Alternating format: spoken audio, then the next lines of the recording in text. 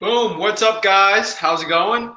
I'm here to do my weekly NBA chat where we just talk about the NBA and sports.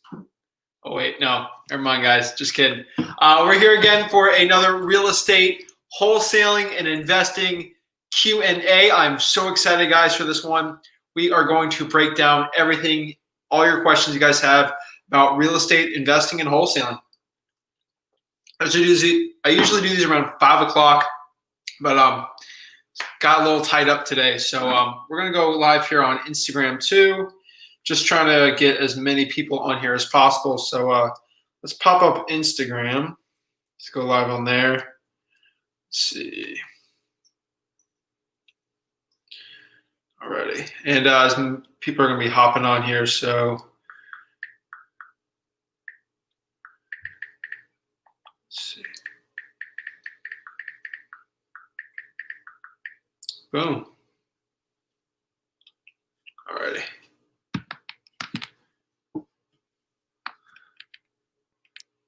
All right, so we are live here on Instagram too. So yeah, guys, I got my Heat jersey on today. We're gonna do a quick live, just a quick Q&A before our Heat game going on today. So I'm pretty excited about it. So I think it goes 6:30.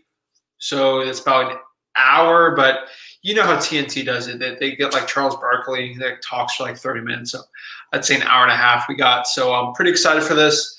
So yeah, guys, comment below your questions that you have. I'd be more than happy to answer them. If you want to hop on here and just talk about everything, I'd love to do that too. Just let me know where we're at and we can go. But let's see, we've got some people popping up. How's it going, guys? How's it going? So if I can give you a quick update on the real estate market where I'm at. So right here in Port St. Lucie, Florida, things have been as hot as they've ever been. Just the inventory is so low right now that properties are just getting swooped up like crazy. We actually got another property under contract. It's a model home on like a crazy busy street, and it's pretty exciting. Got another house too. For all you guys fanboys who enjoy our real estate vlogs, it's been one of the most popular videos that we do. Got another one on that. We're projecting a $40,000 profit on this one. So from start to finish, the video should be out in about a week or two. So from start to finish, I'll show you actually how I talk to the seller, actually meeting with the seller, meeting with the tenants of that property, and then actually sharing the HUDs with you, and then doing the quick like 3-day rehab on that. And it's about to be on the market starting Tuesday. Decided not to put on the market on Labor Day. I don't know why. That's the time Rick really wanted to put on the market. So that's where we're at on that property. And then we got a couple other ones. Wrapping up our last vlog that we did on that one. Our last vlog, you'll share how much we actually made on that one. Rick thought 35, I thought 45. So we'll see what we do on that one. But yeah, guys, comment below the questions you have. Anything real estate related, love to go answer them. If you're having any tenant issues, please let me know. I wanted to pop this on just so we get a, let's see, when I pop this one for the YouTube, I'll share with our friends here on, let's see, we'll share it with my friends here on Instagram real quick too. So, let's see, do I even have Forbes? Can I even? Yeah, I think I can. All right, guys. So you guys watching this on YouTube and Facebook, I wanted to share this with you. I don't want to get political. I'm not getting political with anybody, but the facts are the facts, and we got to sort of look at everything here. So let me see if my peeps on. See if it pops up in here. So Trump recently this week he signed an actual moratorium on evictions. So for my landlords and renters out here, this is changing a lot of what we're doing in real estate investing and possibly evicting tenants if we're actually buying houses with renters or we're actually just renting homes.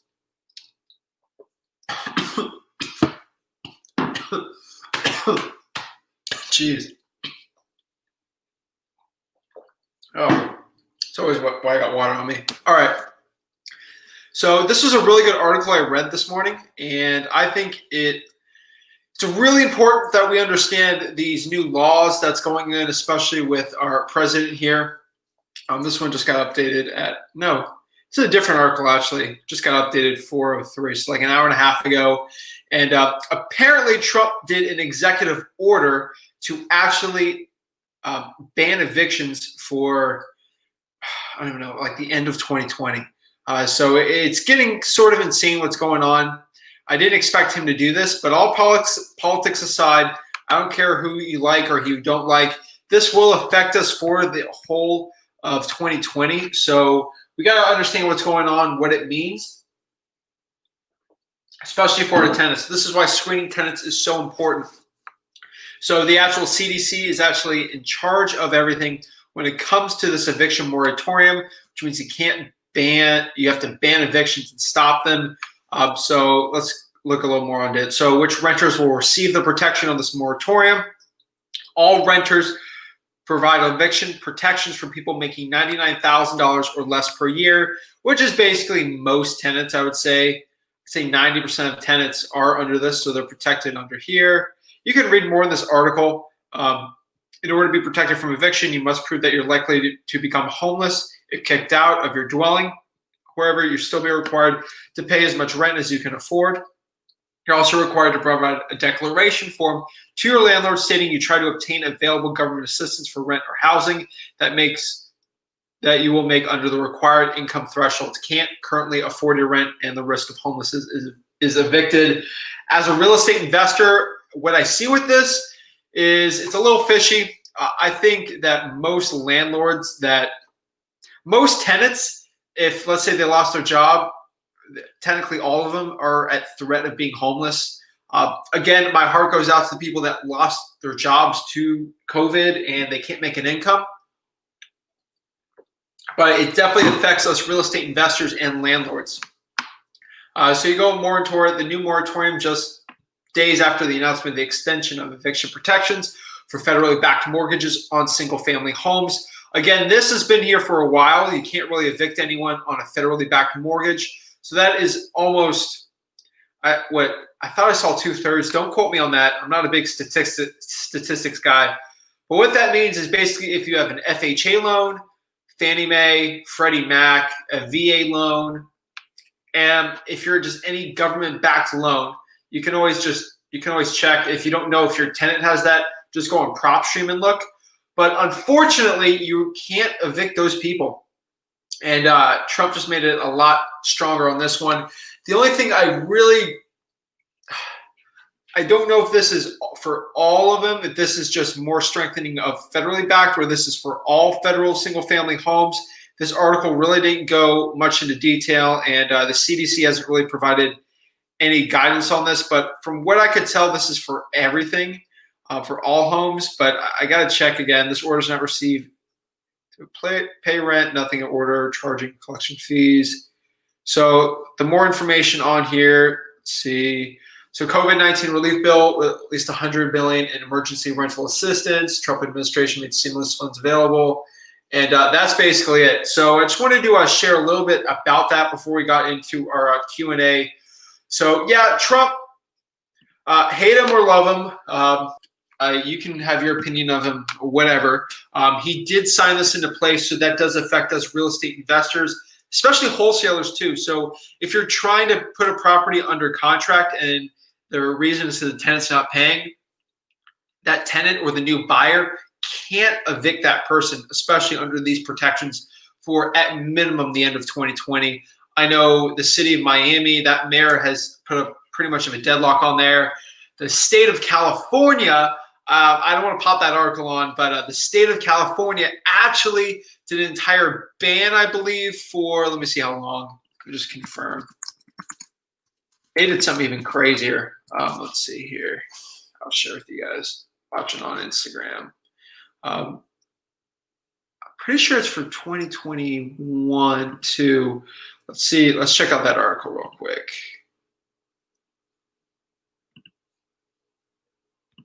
So on this one in California, so I feel bad for all my California people. Signed a 5-month extension due to last-minute wrangling, COVID.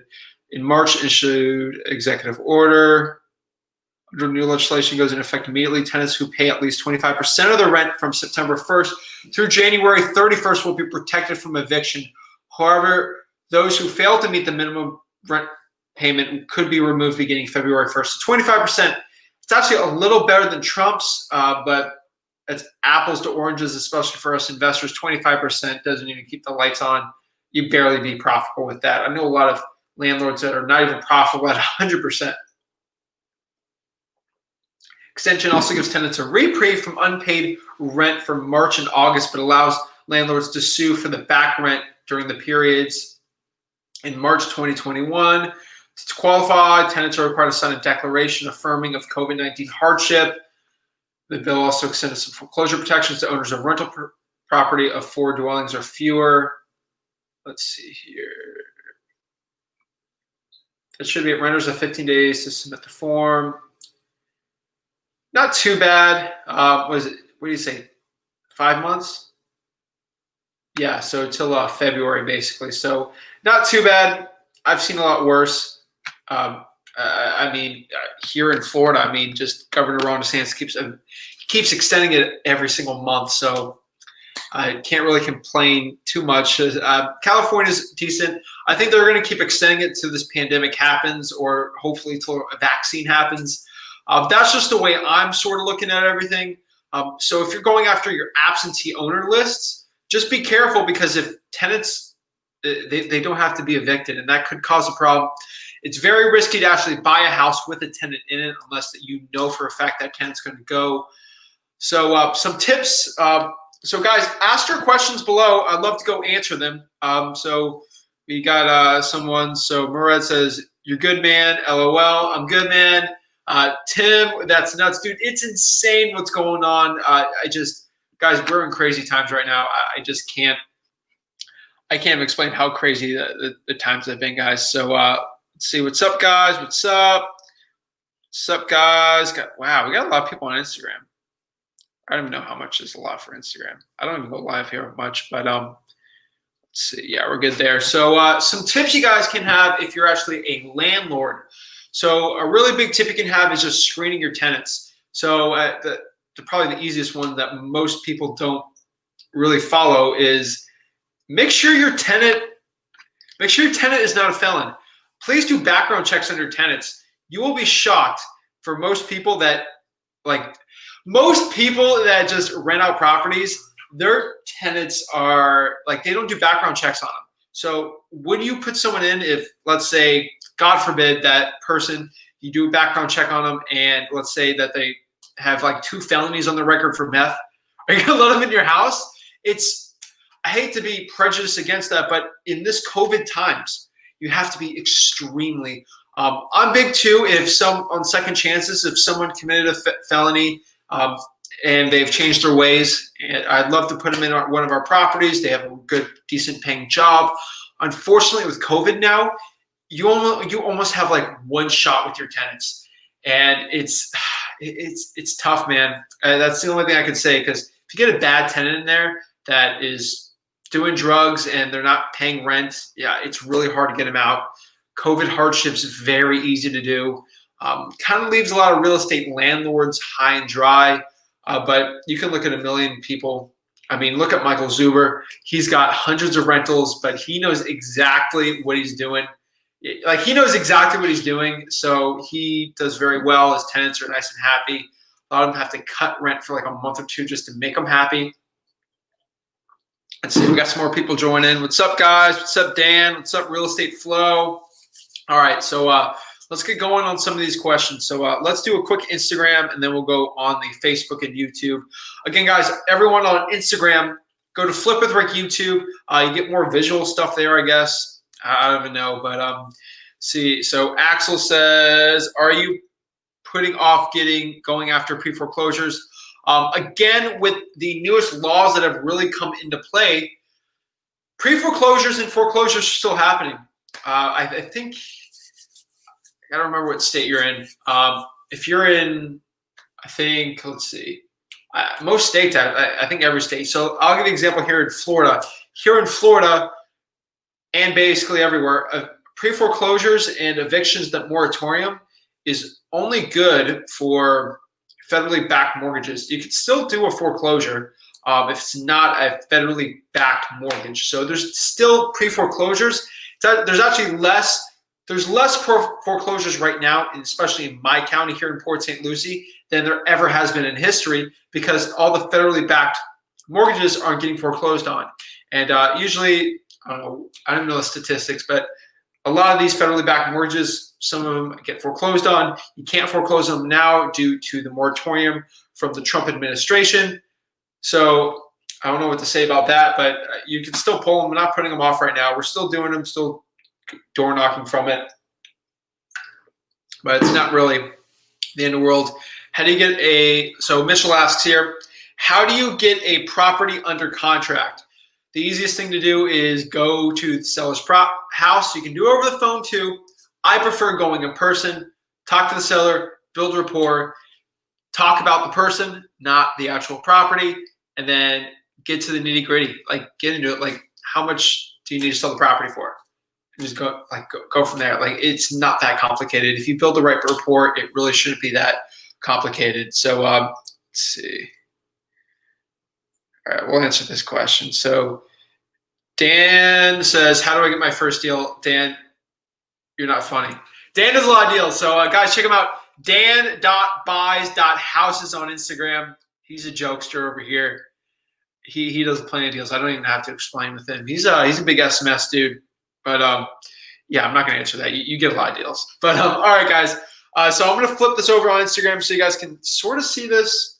I feel bad, but guys, I'm here on YouTube and Facebook, so you can check these out. So let's go ask this. So is wholesaling in California and Florida risky going virtual? All right, let me put this here. I can actually prop it up, right? Whoa. Can I prop this up? Cool, it's working on Instagram. Perfect. Yeah, that's my light there, guys. Gotta look pretty for everyone. It looks really bad without the lighting, actually. So that's why I have like big, bright white lights on me. But is wholesaling in California or Florida risky going virtual? So it depends what market you're actually in. So what I recommend here is California is always risky, especially with everything. I mean, wholesaling in general is risky, right? Like, you're being an entrepreneur, you're putting a lot on the line. You're spending marketing dollars, and you potentially can't get those marketing dollars back. It's actually extremely risky. Dan says, I'm about to jump on the YouTube. Yo, Dan, if you want to hop on, I'm gonna pop this up. I'm gonna invite you. So anybody on Facebook or YouTube or whatever, you guys can actually hop on here on the StreamYard link right here. I just posted that on the YouTube. You can join in. We can talk, answer questions with me, and we can get going on things. I can help you become a better real estate investor. I promise you. If you hop on my call, I can help you. You get exactly what you pay for, which is free. So back to your question here. So is wholesaling legal? No, you didn't ask. You said if it was risky. Of course, I mean, like I've said before, it's extremely risky. You're putting marketing dollars in there. You're spending your time, actually. It's extremely risky. But with risk comes rewards. Again, we're not stock market people making 10 to 12% per year in the stock market on mutual funds. We're putting a little more risk on this, guys. Like, we're risking a little more. So yes, it is risky, but depends what you talk is risky, right? So technically, I guess it's risky, but Florida's a lot less risky depending on your market. We have pretty good success. Orlando's a really good one. My market's pretty good. Some parts of Palm Beach is pretty good, more the northern part of Palm Beach than some of the southern. And yeah, Florida overall is pretty good. California, you got to be careful in California. LA is rough. Let's see. Wynwood Properties sent a request to be in your video. Yo, Wynwood Properties. Go to Flip with Rick on YouTube. What you can do from there is go to Flip with Rick on YouTube, go to the StreamYard link and hop on, and then that's how I can have you on.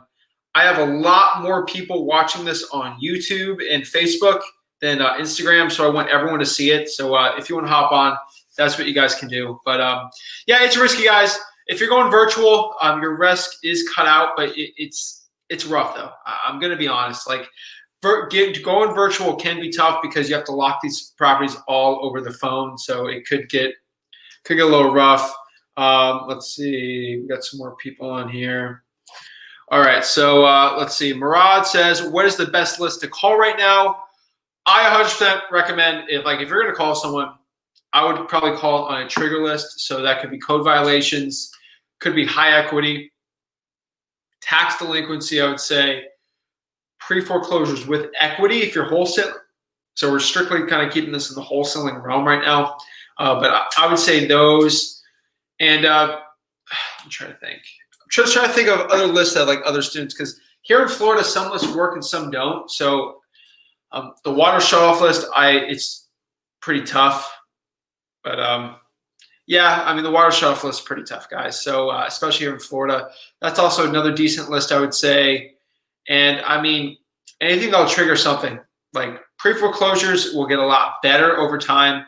But if I had to do it, I'd stick to basically some of the high equity stuff, just because there's enough meat on the table for me to make some money. That's why I like it. So let's see here. Life Shaman, no, same dude. Will sales skills compensate for the competition? 100%, man. The reason why I do so well in my market, I'm telling you, every motivated seller and every deal I got, the last deal I just told you guys, all right, we got a dude on here. I'm excited for this one. But yeah, so it would, every deal I go to, about 6 postcards, 6 people on there. And the only reason I get the deal is because I'm so, I feel like I'm not humble at all for anything. But yes, the reason I do it is because my rapport building skills are so good on there. So we got some guys on here. We got, let's see. Boom. We got, let's see. Boom. Yes, sir. What's up, Zach? Hey, how are you doing? I'm doing good, man. I'm from New York. Wholesaler from New York. We're in New York. I'm upstate. I'm in Albany, capital region. Oh, that's pretty. New York's pretty good upstate. I got some guys telling me, "Hey, can I wholesale in Brooklyn?" I'm like, "You can." Oh my God, no. Oh my God, no. But yeah, man, it's crazy out here with this whole COVID shit going on. But so what's the move here then? Like with the tenants, like if you're trying to basically you're trying to wholesale property, right? And it has tenants in it. Are you telling me an end buyer is still not going to buy that property? Like I got a property for 55% of market value locked up, and they don't have the best tenants. I still think an end buyer would still pull the trigger on it because that's a good deal, no? Well, let me explain. Even if there's bad tenants? I'll explain. What's your name? Murad. Murad. All right, bro. Oh, Murad. Oh, you're on the Facebook. Oh, cool. Nice to meet you, man. Yeah. Well, I love putting a face to a name. It helps me a lot. So, of course. Okay. Last month I wholesaled a property with a tenant in it. This is the issue. The issue is if you, let's say you have a motivated seller, you have the property, you have a terrible tenant. Let's say you got a tenant just completely trashing the property, hasn't paid for 6 months. With this new executive orders coming in, they probably don't have to pay for those 6 months. You got a full year. The issue is, why would a buyer want to come in, buy a property? It's a good rate, but they know they have to keep them in there for 6 months, potentially even longer. Let's say, maybe even 9 months due to this COVID, because they keep extending these moratoriums for 9 months without rent. And let's say, they're just be squatting the house. It's risky. The last one at wholesale is they kept paying, so it was okay. In this particular deal for you, is the tenant still paying month to month? Month to month. Yeah, if they're still paying, it's fine. It's the ones that aren't paying, trashing the house, doing drugs in it, like destroying it. That's sort of what I'm talking about. And you can't evict those people. The regular tenants that are they have moral standards, they pay every month. Yeah, you're good to go. Okay, gotcha. What is your best form of marketing? Like, what are you doing right now? I'm cold calling. So I cold call probably about 100 to 200 people every day using Mojo. SMS and direct mail. That's my market, though. That is completely my market. It's completely different. But SMS and direct mail have been hands down the best. Cold calling, I used to do cold calling a lot back in college, but I kind of stopped that because it was taking so much of my time. And I kind of have the VA doing a lot of the SMS for me, and the direct mail just comes to my phone. I just love running around all day just signing contracts. So the cold calling, Dude, that's awesome. 4 hours a day drove me crazy, but it's tough. It's tough, man, but like it builds. There is nothing that builds that like grit and character and like that grind thing that like you get through anything. Like if you can cold call for 4 hours, you can get through anything really. Yeah, and especially in New York, man. I've heard it all. Door knocking makes it a little tougher, but cold calling it's interesting, man. Just curious for you. So when you cold call, what do you do with the people that actually call you back? What's your plan for those people? Great question. So I use software CallRail. Have you heard of CallRail? I use CallRail. I have like 30 phones in CallRail. You really? I only have 2. Yeah. So I mean, I always leave a message. I know some people like don't leave a message. I'm like, I don't know. I always leave a message, and if they call me back, my voicemail is just, "Hey, you reached a cell phone number, Raja company. Da da da da. Leave me your name, property address, reason for your call." So when they call me, I know exactly what address it is, and then I pull it up in Mojo, and then we go from there. So I locked a couple deals up that way, bro. I'm telling you, I've gotten 2 deals like when I was first starting out, like my first year. In cold calling, I was like, oh my gosh, no. Oh my gosh. And then I got a call back. It was my personal cell because I didn't know jack squat what I was doing. I was still in high school. Call back, and I was like, I'm like, I don't want to answer this because they're all just like, hey, why are you calling me? I was like, hello, and then they're like, hey, I got a call from you. I'm like, well, you probably got a call because I was so like I was done. Like I was tired. I worked out all day. I was like, it was like 8 o'clock. I was like, yeah, you probably called because I was looking to buy properties in the area. We're even interested in doing it. They're like, yeah. I'm like, okay. Well, all right, yeah. Calling you was to see if you were interested in selling your property because everyone used to say no. And he was like, no, seriously. I was like, I got a deal like that, and I didn't know anything I was doing. So I loved asking questions because I don't want you to be leaving money on the table doing that. Like those callbacks are money. Yeah. Oh my God, they're money. 100%. That's awesome, dude. What was your biggest wholesale deal? $80,000. That's what I'm talking about. Yeah, it's pretty good. That's what I'm talking about. I haven't hit the six-figure deal yet. I'm still hunting for it. Rick's done that before, but that 6-figure deal is what I'm hunting for. That's my Moby Dick. I'm gonna. What's your story on the 80K? Did you already talk about it on here? I just jumped in. No. I don't really. I talk about some deals, deals that I learned lessons on. I like to talk about. I didn't learn any lessons on it. It just recorded my ego. 80,000 is a pretty big lesson. Yeah, and there's no lesson on it. I mean, it's just crazy report. Yeah. I built straight from not SMS. It was direct mail. Anything over 60 is always direct mail or probates. And oh, interesting. Really? Okay. Extreme motivation. Want to get rid of it. The reason why I got such a good deal on that one was because the person wasn't like attached to the property. A lot of people need to understand is it's a lot hard. Like sentimental value is the stupidest thing with my sellers. It's my biggest pet peeve. I have sentimental value, so it's worth more to me. I don't care. When sellers kind of inherit a property or they get something like a divorce or like anything like that, they're less attached to a property and they just want to get rid of like that. Just okay.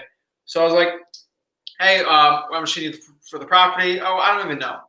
And what I know is really, yeah. So what Rick always told me, he's my dad. So he always said, Zach, when you give a price out, you better give a price that is literally so insulting that they have to say no. Like they need to say no.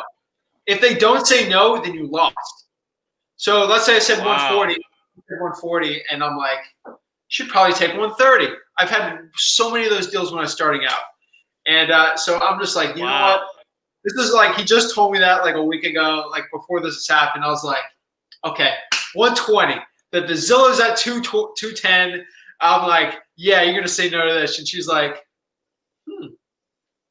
And like, I was just like shaking, like,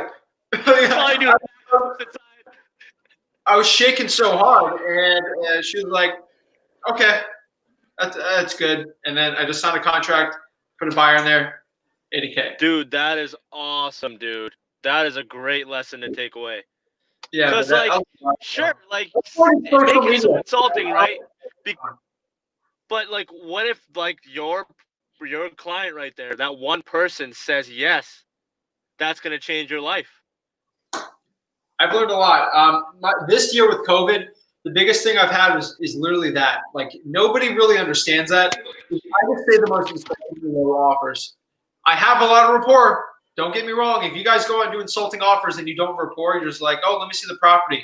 Okay, 100 grand. Yeah, that never works. Like, but if you build a rapport with them, it works a lot better. So what I've been doing lately, which I've kind of gone back to the drawing board, I've just started saying insultingly low offers with COVID because I'm like, this market's kind of scaring me. You know what?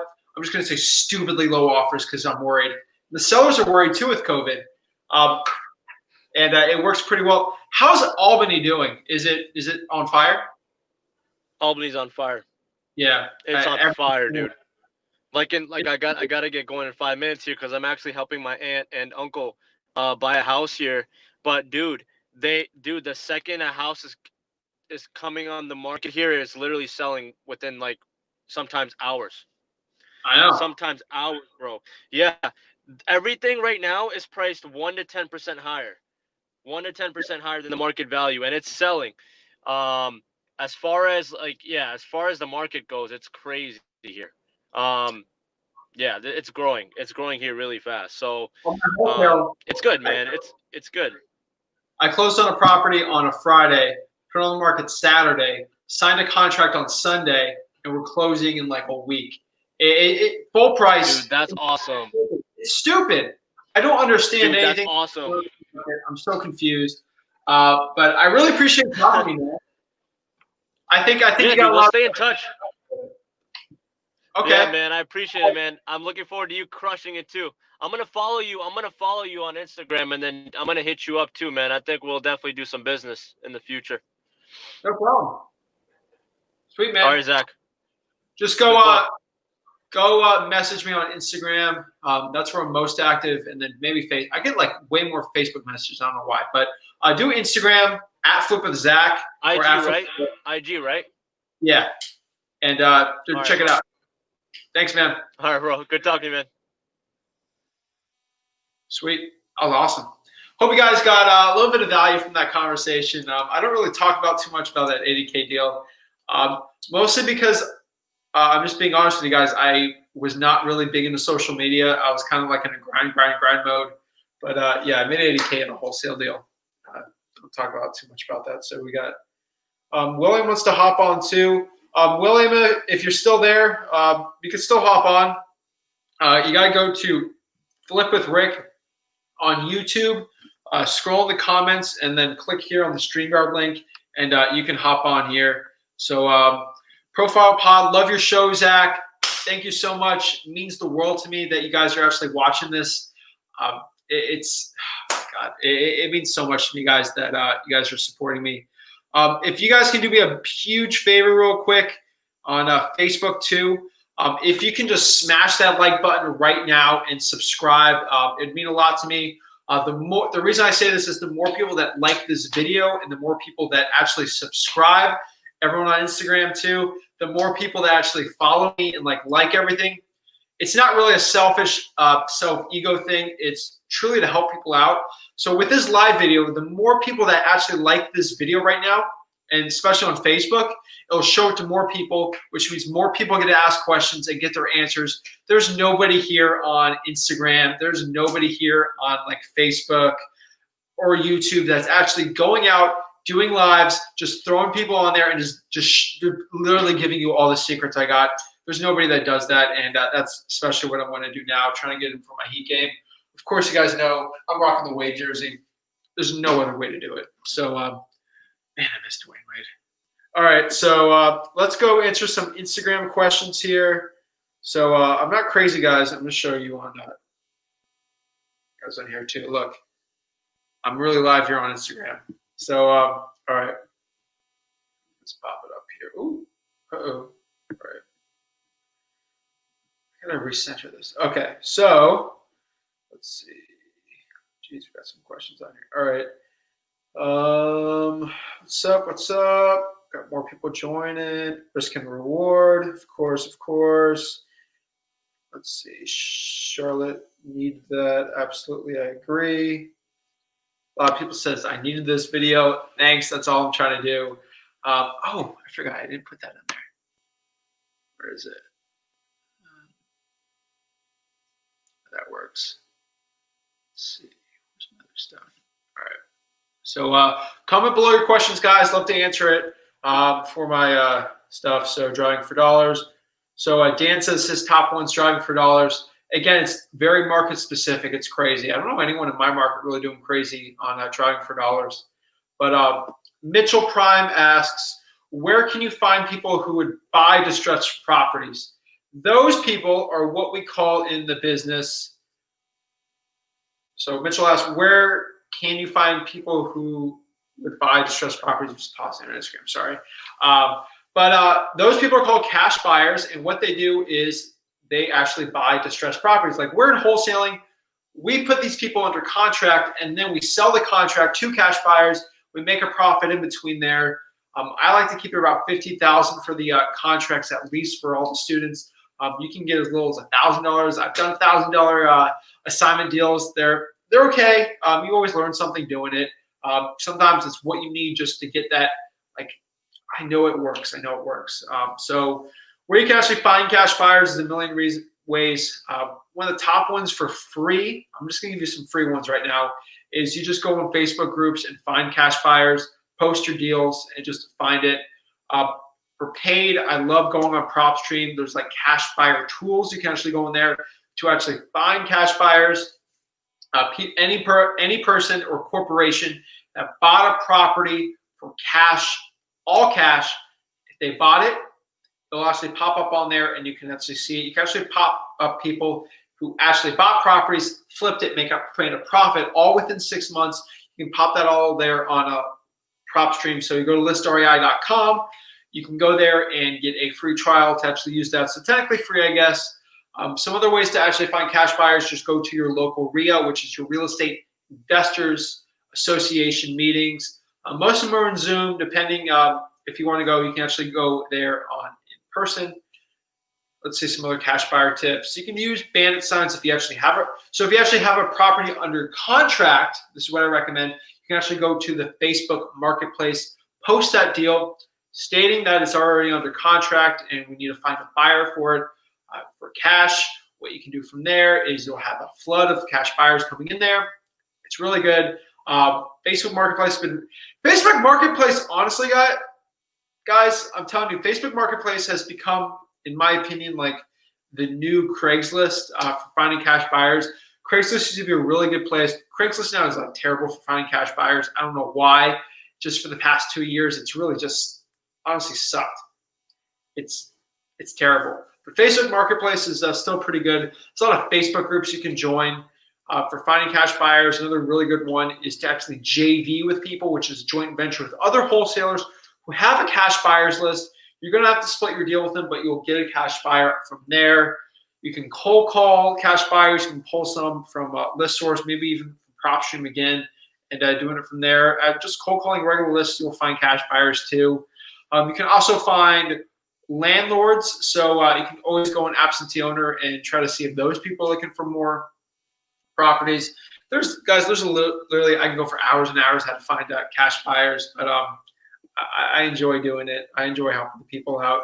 Home buying Brad says 100% agree. Cold calling taught me how to talk to sellers. Texting saves me tons of time now.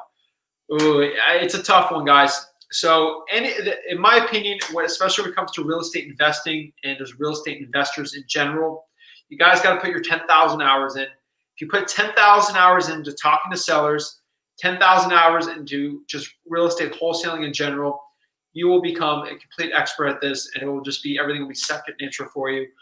So you definitely get that 10,000 hours. I mean, that's almost how I got like a lot of my hours. I'm just cold calling. Teaching real estate wholesaling actually helps me understand it better for some reason. If you guys, used to know, they used to be like hierarchy charts of like how good you can actually grasp a concept, but teaching it actually helps you learn the most on it. So it actually helps me a lot too. So thank you guys. Guys help me a lot too. But yeah, texting saves a lot of time. When you get really good at talking to sellers and you're still talking to sellers on appointments, you're still sharpening that blade and that sword of being a good salesman, saleswoman, talking to sellers, just becoming a great real estate investor. You can use that to save time. You can definitely use VAs for texting. It's a lot better than cold calling. There's no roosters, no Filipinos. You got to deal with on those with accents. But for my cold callers that have out of the country VAs, you know exactly what I'm talking about.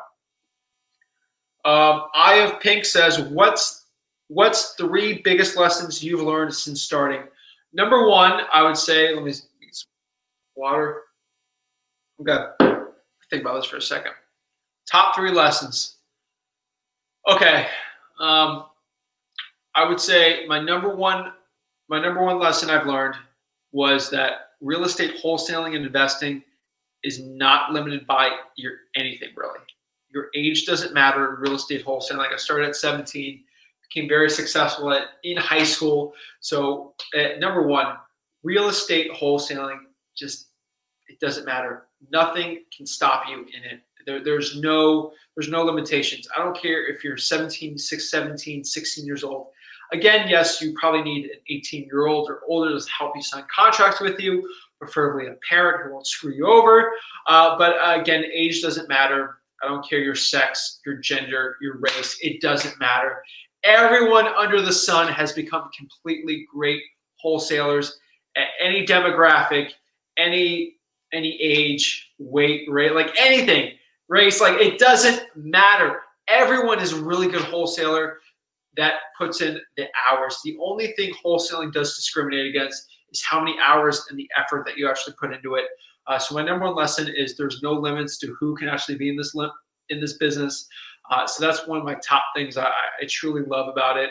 My second biggest lesson, I would say, was my second most important lesson, I would say. I think the second most important lesson is just action. Like, you guys got to take action. Analysis paralysis will kill you in this business. Make sure you take the steps possible to go and just do it. Don't be waiting on the sidelines. Don't say, I'm going to start wholesaling tomorrow. Going out and doing action. Sitting on your bed like, oh, I don't want to cold call today. Doing it and going out and doing action. That is probably one of the most important lessons I learned. The third most important lesson I would say I've learned since starting in real estate investing and wholesaling would probably just be it's possible. That's it. I think if you guys hear my story, see how I started at 17, made 6 figures in high school wholesaling. I mean, if a big Dumbo like me can start doing it, I think anyone can really do it. It's honestly the amount of effort and work you put into it. There's a lot of learning you got to put into it, a lot of effort. I already put my 10,000 hours into it within 4 years, which is insane. It's crazy. I did the numbers, calculated. I definitely did. So it's definitely, you put in the hours, put in the work, like mostly anything, you'll become successful at it. It's not a it's not a get rich quick scheme. Truly put in the work and get at it. You'll do very well in this business. That's probably the last most important lesson I learned since starting. And I'm going to have a million more lessons for you guys. Don't even worry about that. Let's see here. A lot more people. Zach, man, big money. Zach, what's up, guys? I appreciate it. Dan says, found a lot of my cash buyers on Facebook. Facebook's been insane. Eduardo says, what do you think about doing promissory notes instead of assignment fees? For example, $200 for 60 months equaling 12,500 instead of a $10,000 assignment fee. I'm not big on that. The reason. Woo! Okay, my phone fell there. I was trying to do this. My phone's about to die too. So, jeez. Okay, I guess it's not going to work today. Okay, I'm gonna get these Instagram questions out of the way then. No, I don't do a promissory note. The reason for wholesaling is so you get the money quickly, especially you put in money in marketing. You want to get that money back and then put it into more marketing. The whole promissory note thing is probably not the best, especially if you invest that money in real estate and make even more money than that. With interest, depending on the interest, Eduardo, We got to see what we're talking about. But 5 years, it's a little long. I mean, unless you get like this 20% interest thing. I'm interested in that though. Let me know. Let me know exactly what interest rate that is. I think. Thank you so much, Rick, for your knowledge. Thank you guys so much. I'm going to sign off here on Instagram. I want to focus on my Facebook and YouTube peeps. But thank you guys so much. I really appreciate it. See you on the next one. So let's see, how do I get off of this? I feel like an old man, especially with all this stuff. Like with these lives, like I'm slowly learning. Let's see already. It says there's a problem here. Let me charge my phone real quick. Don't leave.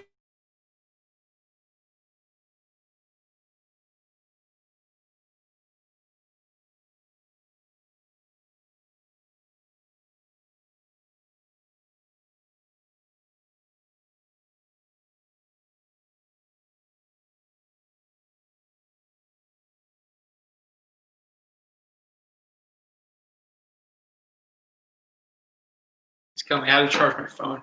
Guys, I'm telling you, I came right from a property onto here. So, all right, that's posted. All right, we're good. We're Gucci, guys. I can keep going. So, all right, so let's get these questions going. Let's keep it up. Let's keep it up. Keep it up. Keep it up. So, all righty. Devin says, "How do I find a VA?" Right, I'm gonna drop this. Indeed is a really good one. Indeed. PHjobs. It's like PHjobs. I'm gonna try it. PHjobs.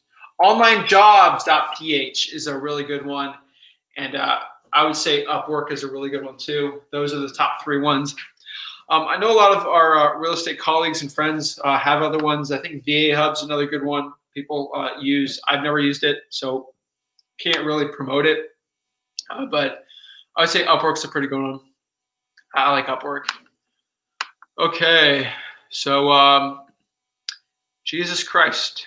Okay, that's an interesting name.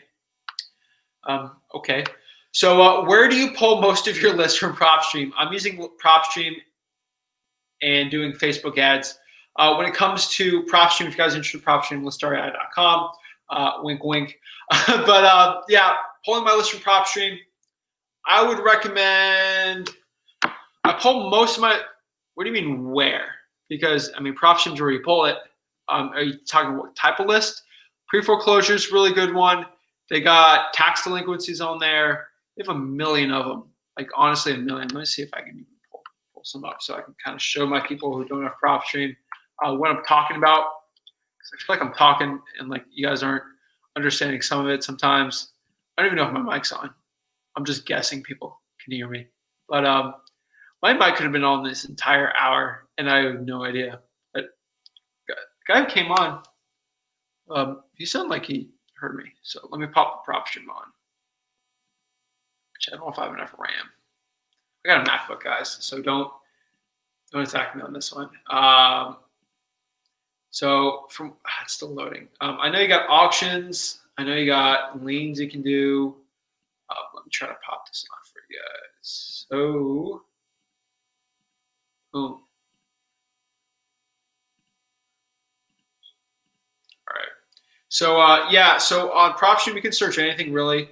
Anything you want. You can do it by vacants, high equity, cash buyers, bank-owned properties, auctions, pre-foreclosures, MLS. There's literally a million things you can do from there. But especially just finding something, I would basically pull a lot of high equity. That's one of my favorites, but it's one of the most saturated lists. So guys, be careful on that one. I feel like I spent 2 minutes pulling that up and I only talked for like 30 seconds on that, but sorry. Hopefully that helped you, Jesus, or is it Jesus? Let me know. Douglas says, what are some of your best lists to get from the city? Code violations is 100% my favorite. If you can get water shutoffs, that's a big one too. Tax delinquency is another really good one. You can actually get a tax roll list if you want. But that's really what I would say. You can also actually go after people that are in a certain range. So let's say you want to deal with properties that are only valued at $100,000 and $150,000, $100,000 to $150,000. You You can technically get that from the city. You can do divorces on there. Actually, from the city, I wasn't thinking because you can technically, like if you're in a city, if you're in like a city county type thing, like Miami-Dade County, technically that, but probates are technically the top government list, I would say, is code violations and probates. But those are them. So probates, code violations, water shutoff, divorce, technically you can get from the courts.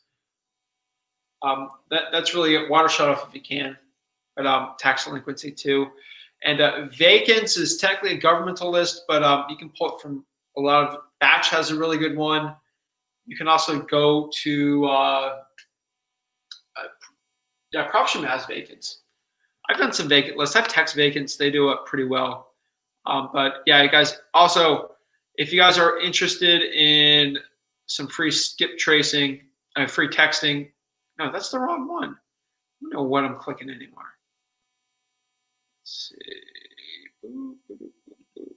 All right.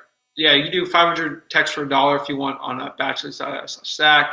If you're interested in getting into texting, but the best lists from the government, stuffing that one. All you gotta do is just go to batch leads.io, skip trace/Zach, and skip trace it. That's a really good one you can do from the government. And I like code violations. A lot of people aren't really into code violations. I'm 100% into code violations, just because honestly, it's like driving for dollars, but the government does it for you. So I'm a big fan of that. So I don't like the government really meddling with my real estate, but I mean, sometimes, of course, you do want them in there, like for evictions and stuff like that. But code violations, you don't want to be on the receiving end of it. But if they're actually giving it and giving you a list on there, you can do it. A really good way for you actually guys to pull code violations is to actually just. Our people will know to comment, right?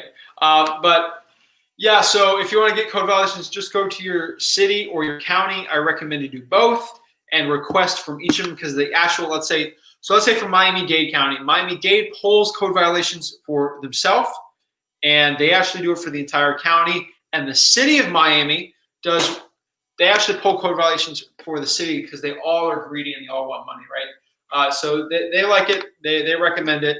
So let me try to get a little further back. Let's see if that's, I don't know what people like more. I'll try a little farther back here. I feel like I'm too close to the screen sometimes.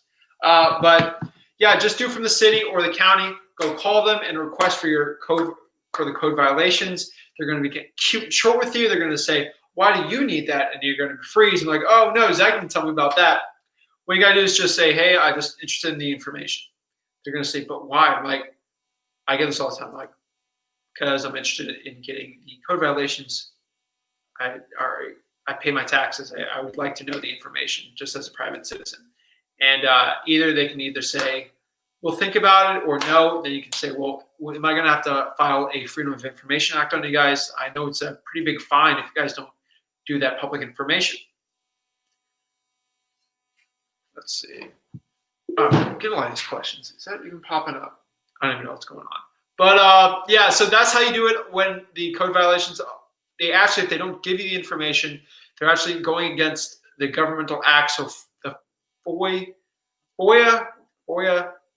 I think it's FOIA, Freedom of Information Act.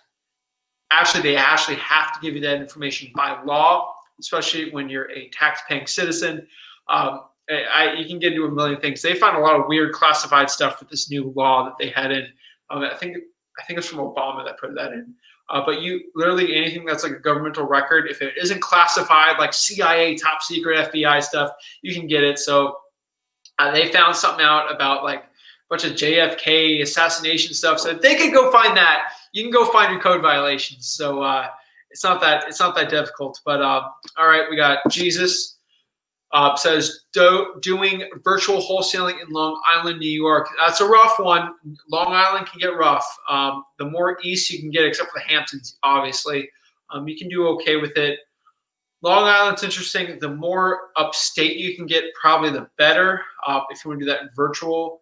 But you doing virtual wholesaling in Long Island as your market, or you're in Long Island, you're trying to do virtual wholesaling outside of there, let me know, because that's different. That's a completely different game. But when it comes to finding a good market, you should always find one with a decent population.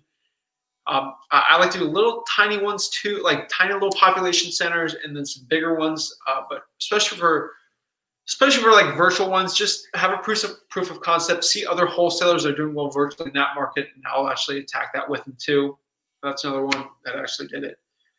So let's see. Mitchell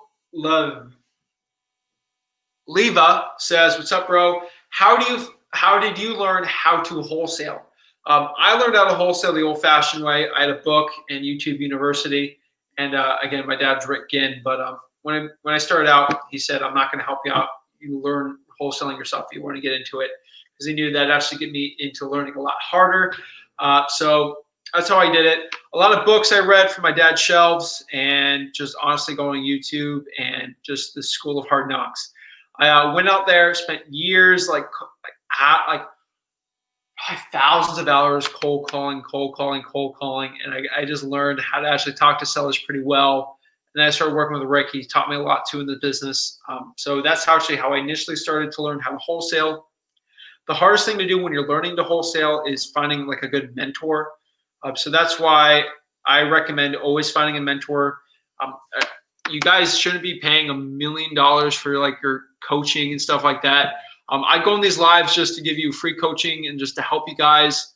I do it for free because when I was starting out, nobody would spit game and free knowledge for you. YouTube University was weird and rough, but you got the videos. They were nice, but honestly, when you had real questions and you wanted to hop on and talk to someone like about a real issue you had, nobody would do it.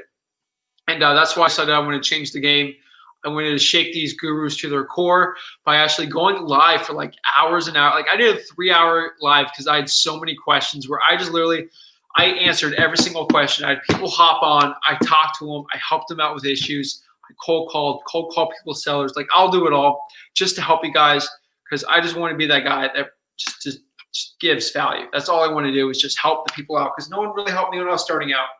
Now that I got some success, I want to give back to you guys and just help you guys out. So that's what I do. I do have a private mentorship university. It's only capped at like 10. It's more Rick's project that he does. But if you want, that's flipwithrick.com/university. But the majority of the students here, which I technically call all thousands of subscribers with you guys and Facebook, you guys are all my students. I don't care if you don't want to be my student, you're still my student. And I'm a student too. I'm a student of the game. I'm always learning. When I learn something, I share with you. So I just give everything I got. Don't want to be greedy. Got abundance mindset. So the more people I help, the more I think I actually get from it. So by teaching, I learn a lot with this. But honestly, guys, you got to remember this. I'm not going to get into spirituality or stuff, but like the more you give, like in general in life, like the more you give to people, like go to a soup kitchen or something. Just give something for free. Give your time. Like just help someone out. It comes back to you and it rewards you 1,000,000 times over. Even though you don't even know it, it will. So that's the way I kind of do it. I just want to give as much value because I know, not being greedy, that I know, I'm going to get something in return. Honestly, I give. I don't expect a thing back. I just want to help as many people as possible. So you guys liking and subscribing means the world to me because the more people I get to help, which makes me happier. So that's why I enjoy it. Let's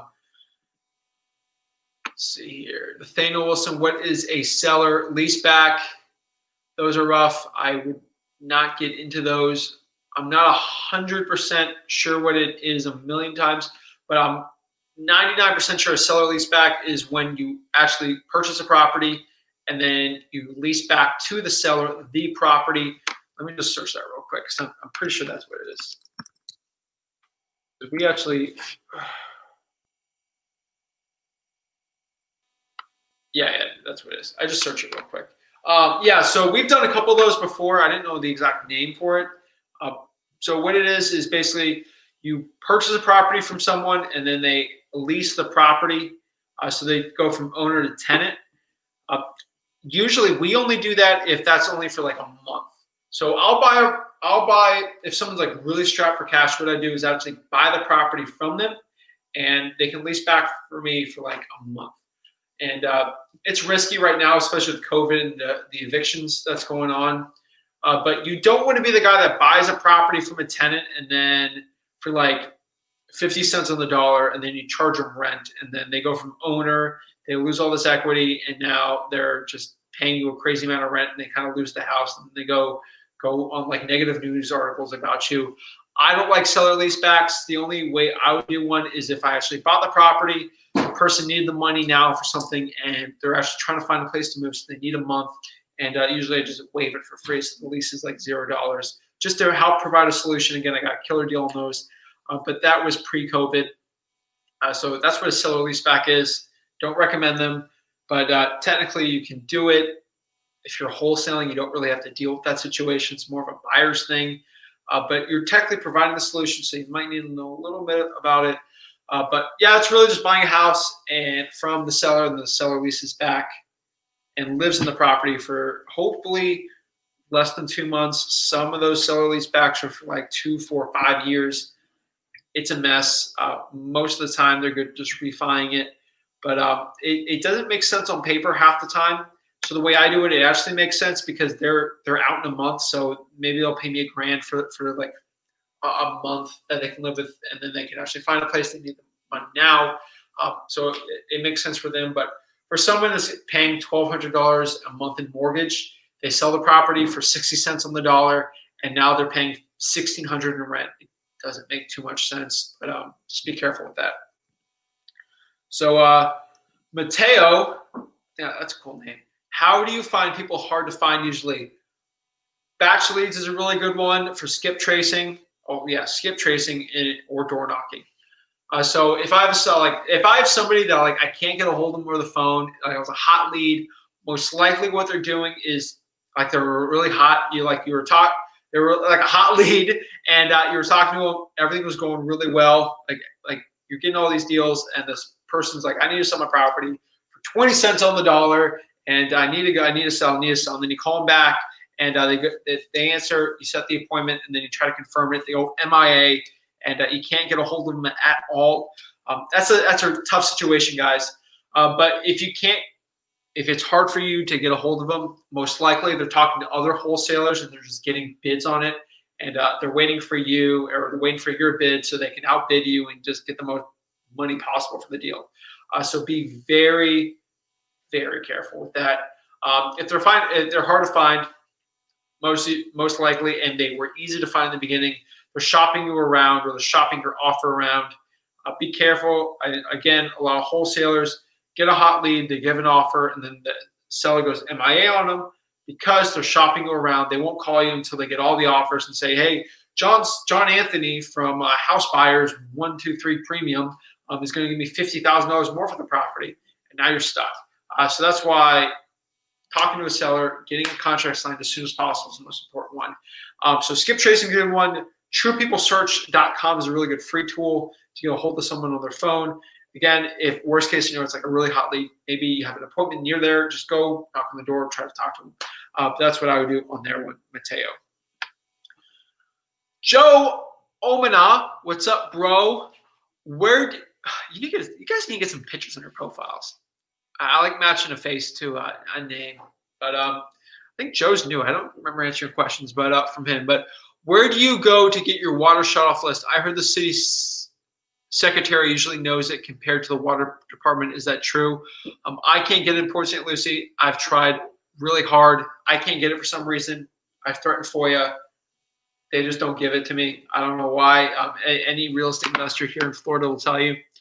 I can't answer that question too well, but usually the water department can give it if you're in a certain city that actually does.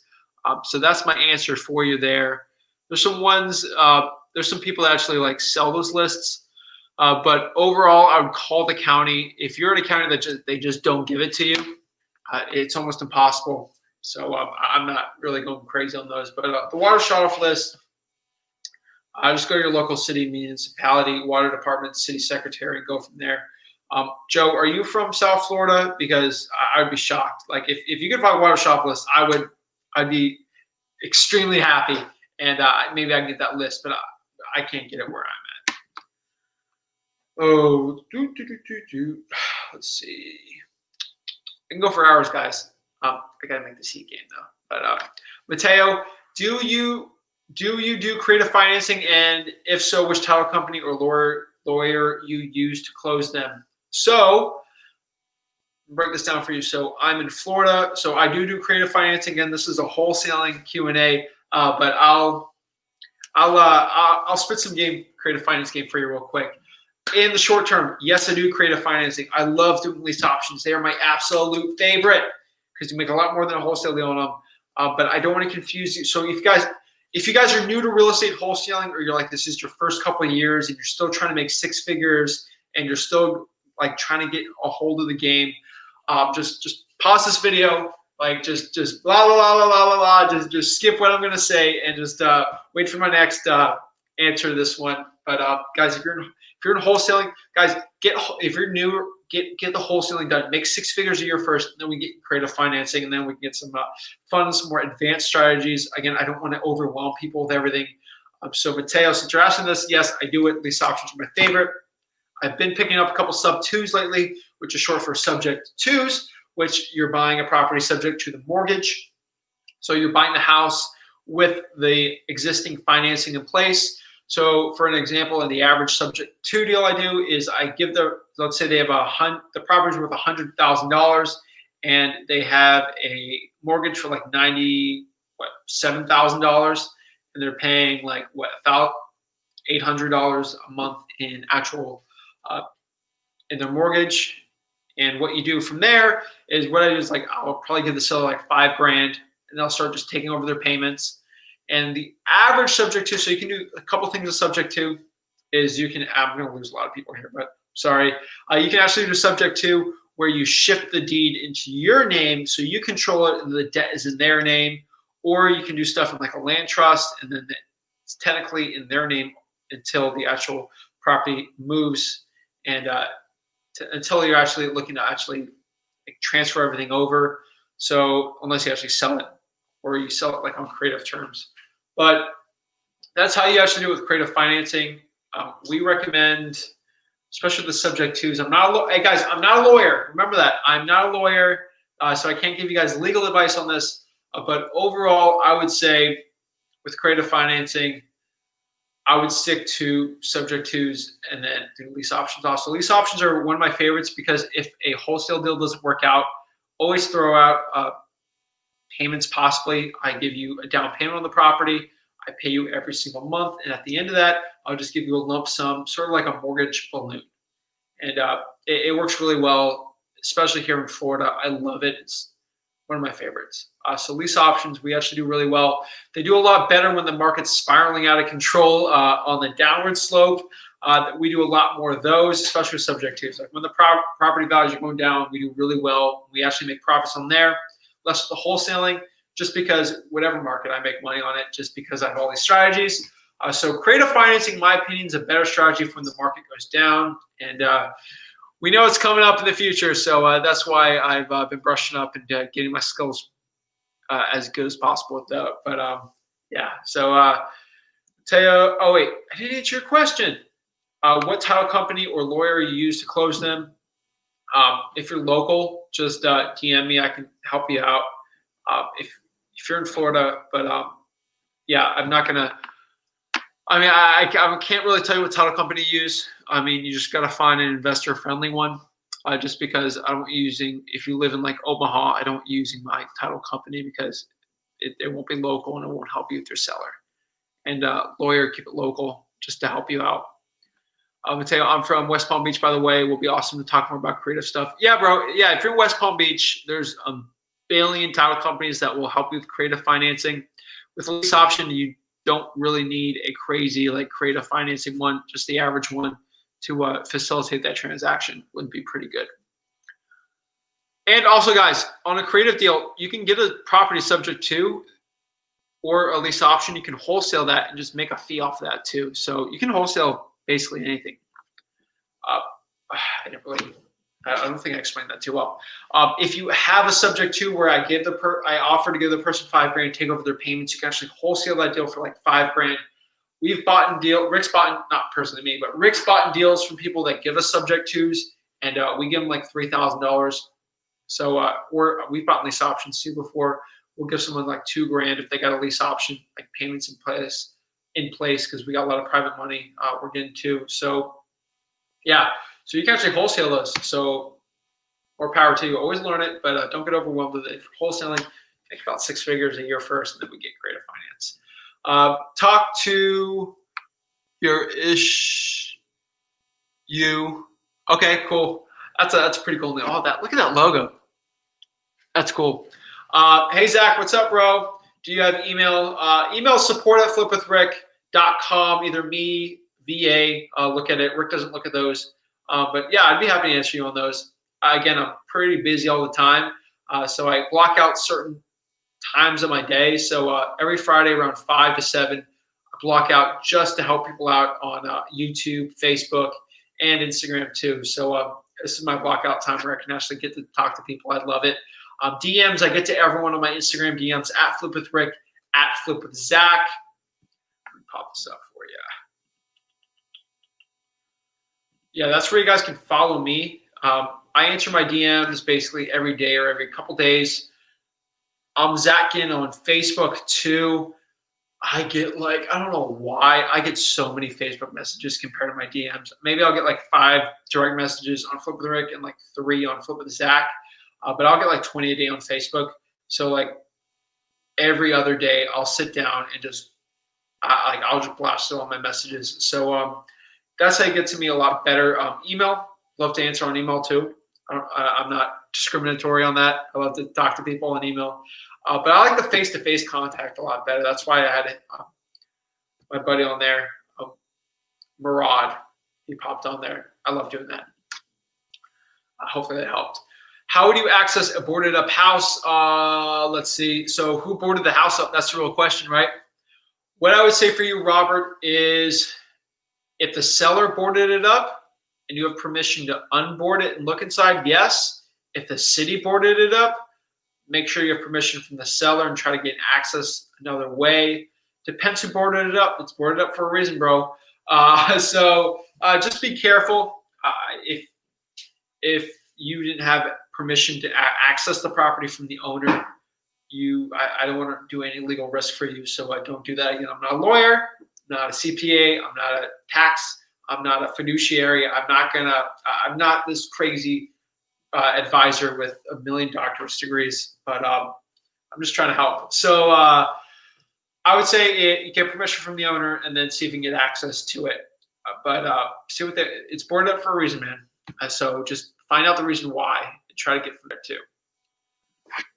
Joe says, I'm in West Palm Beach, but starting to do deals in Lee County. I'll try it out. I heard from a wholesaler that Broward is easier to get the water shut-off list. Interesting. Broward, I haven't really tried to get the water shut-off list from there because Broward's a little far from me. But, yeah, I'll check it out.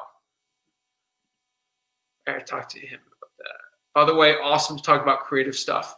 I love to talk creative too. Thank you, brother. Thank you so much. Kofi Gladney says, best SMS tips. These are a lot of new names on here. That's awesome. I love getting new people on here, just helping more people out. That's because you guys were just so awesome. You're just, I love it, man. I love when I get just new people on here. It makes my day always. So let's see. All right. So Kofi says, best SMS tips. My best SMS tips, I've done 1 million videos on it. So on Flip with Rick YouTube, just go on a couple playlists called SMS, guys. I've been working since like 5:30 a.m. this morning, so I'm sorry. But the best SMS tips I would say to you would be, first of all, you need to get the right skip tracing. Skip tracing is probably one of the most important things with SMS. Second is to make a consistent game plan for texting. Always text on a certain schedule, say from Monday through Friday, from 2 p.m. to 3 p.m., I'm texting 500 a day, 1,000 a day, and go from there. If you want to get your free text, though, again, go to bachelors.io/Zach.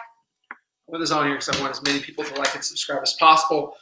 But just make a consistent schedule. Let's say from Monday to Friday, which is probably the best time to text, from 12 to 2, let's say, you'll text and answer it. Just make a consistent schedule. If you get really busy, maybe you can hire a VA to skip through all the no's and just like the FUs on there. And so you only have the time to deal with the actual people and give you some more time to actually go on seller appointments and help. Again, some other SMS tips I can give is make sure that you just do a general text on the first one. Don't get too fancy or cute with it. That's because you get screened really hard your first text. So make it short and unique. The second text, so let's say you text someone, hey Kofi or Coffee. I gotta say these names right. So hey Coffee, are you the owner of 123 Main Street? It won't get flagged. It's a very unique one, and it's not as sexy as the other ones. But if they answer, the next text you can give them won't get flagged. So you can say, hey, are you interested in selling your property all cash? If you texted that, the first one, you would get in trouble. Your delivery rate would be terrible, and your response rate would just suck. So that's what those are my 3 tips for SMS. Again, I have a kajillion videos on the Flip of the Rig YouTube about that. So hopefully that helped you out. But yeah, Flip with Rick on YouTube. Go to the playlist SMS.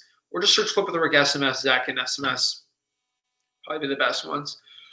Let's see here. Fernando says, hey, Zach, do you think the Miami Beach market will cool down at some point with all the closures and layoffs plus the troubles with tourism? Thanks, bro. Fernando, just look at New York City, Los Angeles, I believe, and San Francisco. Those are huge, high luxury markets, and they're struggling right now because they were huge, high luxury markets, right? So the property's cooling down there, except wherever else in the country. In like those crazy high price markets, they're not. Miami Beach is like literally insane market, especially just with. Let me look at the home prices. I haven't looked at the. I'll do it for free. Like I'll show you how I'm actually looking at these stats. So I don't know if it's cooled down or even got hotter. So I'll show you this real quick. Guys, don't worry. I recorded my basketball game. So I can actually, the cool part is I can actually record it and then watch like the first half recorded. I can skip all like the free throws and the commercials. Then the second half I can do live. So don't worry. That's my little like hack with basketball and like professional sports. Again, the last Heat games I've always gone in the fourth quarter. So shut out Giannis and do pretty good. Let's see. I'm trying to find stats. Hold on. Give me a second.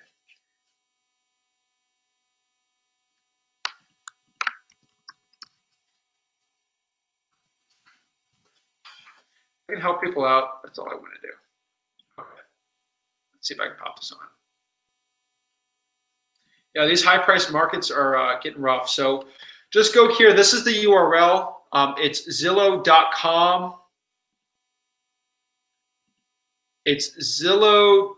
What is it again? It's Zillow.com/research/data or data, whatever one you like to call it. But you can actually go here and can you search it? Hold on.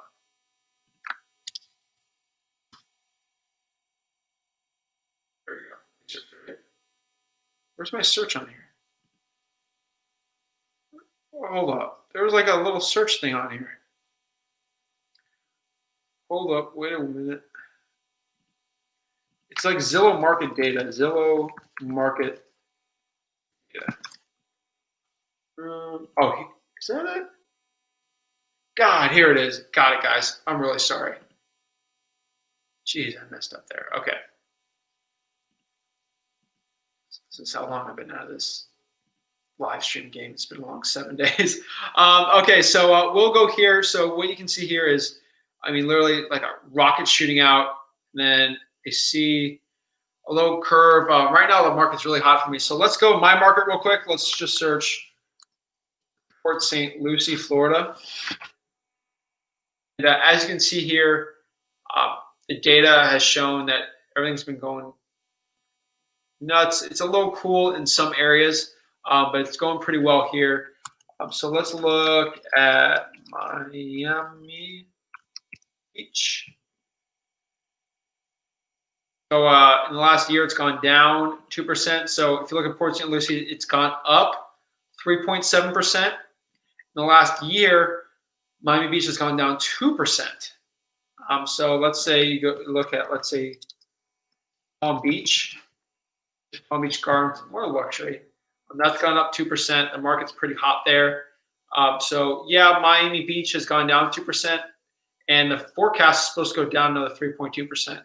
So let's look at San Francisco, which is a little more higher price. Look at that.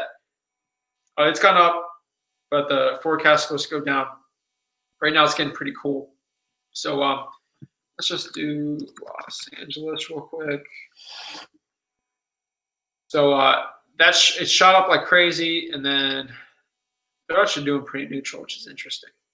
So that's where you can find a lot of the actual data.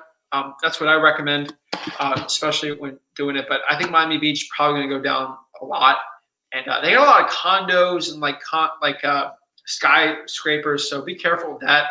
I like to stick to single family homes, but that's just me. So if that helps you, I appreciate it.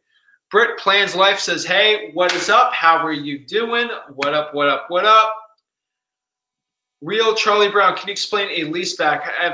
Have you and Nathan gone to the same one?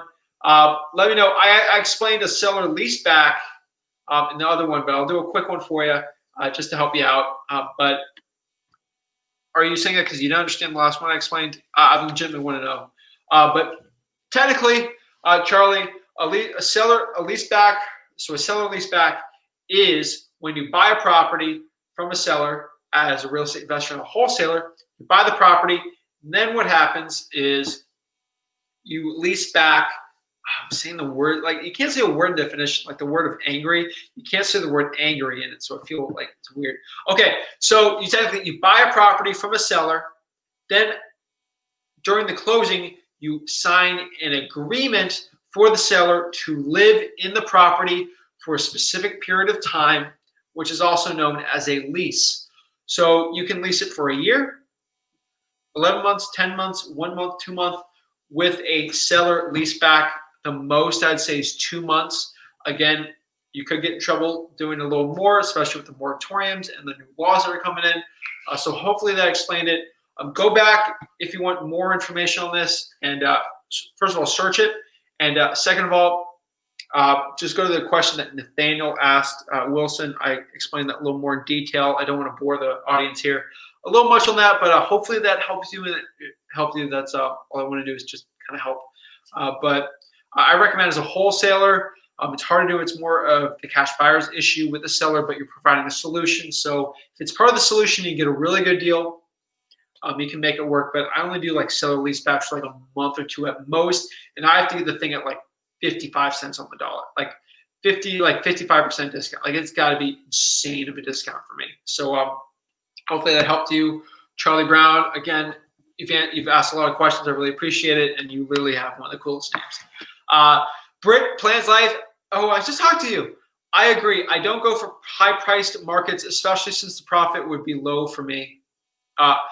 Some high-priced markets actually do really well. Like I talked to Jason too on the podcast. I had on the Backstories podcast. He made $600,000 in one deal just because how crazy high the San Francisco market is. So the profits are actually higher, but they're really hard to find those deals. Again, with the economies of scale in my market, it's the best just doing a lot of deals at like $30,000, $40,000 and doing one like $200,000 deal. So that's how I actually found it from there. So hopefully, and that's not quite a comment you made, but I appreciate it. More people on here, the better. I love it. Fernando, awesome. Thanks. Thank you so much. Thanks for taking the time. I got all the time in the world, man, to help everyone out. So I really appreciate it, guys. Ask your questions real quick. Any lightning or like burning questions you have for the week, and I'd love to go quickly answer them, and then I'll hop off here. So let me see what you guys got. So I'll give you like a minute or two, and then we can see. So let's see. I got like these cute little things on here. So I can do I'll give you 30 seconds, guys, to answer all the questions you guys have, and then I'll answer it, and then I'll hop off. So let's do a countdown.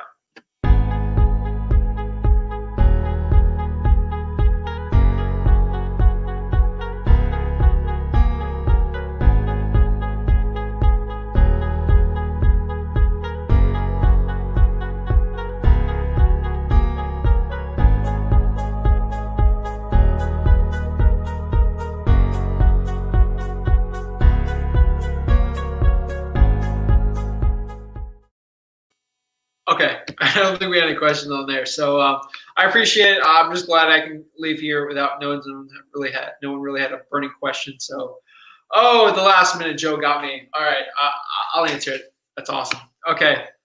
So Joe says, you probably took you a while to actually type that. So you got question marks. Yeah, I appreciate it. Joe says, I know you mentioned you mainly do single family residences, but have you done mobile homes before? Or are they comp different? Mobile homes are completely comp different. I like to comp mobile homes sort of on cash flow and the condition of the property. Remember, mobile homes, there's a million different types of them. There's legit like trailer homes, trailer park homes, and then there's actually like mobile homes that are kind of nice. Some of them can sell for like $20,000, $30,000, depending on the neighborhood. You have to see.